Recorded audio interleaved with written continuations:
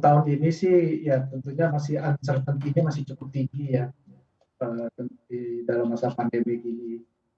Memang ya kebetulan memang kalau secara overall sih memang industri asuransi pun tentunya berdampak dan tentunya banyak tantangan-tantangan, tapi memang ya puji syukur memang tantangannya dan berdampaknya memang tidak terlalu banyak.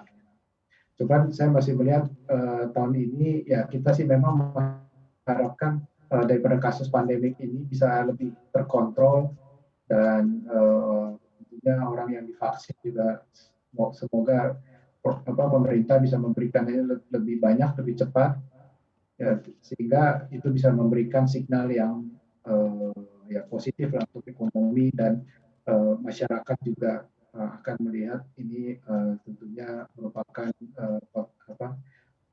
peluang yang besar.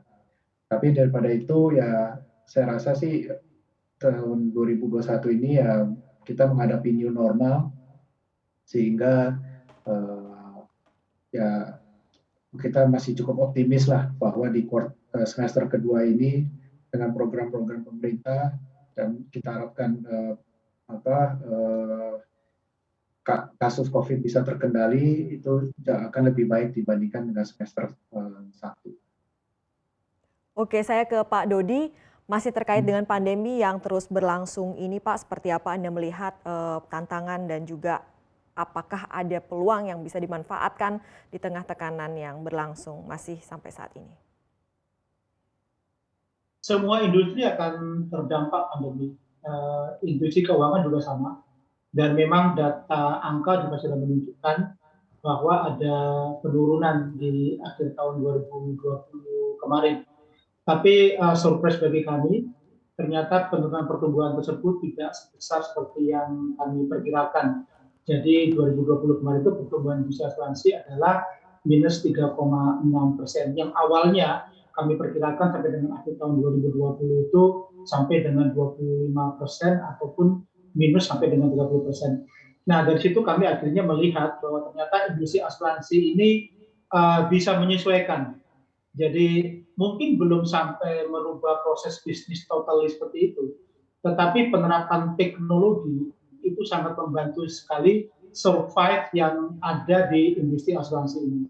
Saat ternyata pertemuan fisik antara pemasar dengan calon tertanggung itu tidak bisa dilaksanakan, maka pengenalan produk asuransi dan komunikasi koordinasi dilakukan melalui saluran telepon maupun video conference. Dan itu ternyata sangat efektif sekali. Begitu pula halnya dengan proses bisnis yang harus mendelivery polis secara fisik, ternyata bisa dilakukan dengan elektronik. Nah, ini juga sekaligus tantangan bagi regulator sebetulnya, supaya insurtech itu memang bisa diimplementasikan secara penuh. Meskipun praktek sudah ada ya, sekarang relatif sebetulnya polisi sudah menggunakan digital, elektronik, tidak fisik lagi. Yang kita harapkan nanti ke depannya adalah regulasi juga bisa mendukung itu, sehingga e-policy itu akan menjadi praktek yang umum dilakukan di industri asuransi. Dengan seperti itu, maka ke depan kita akan optimis bahwa industri asuransi akan tumbuh.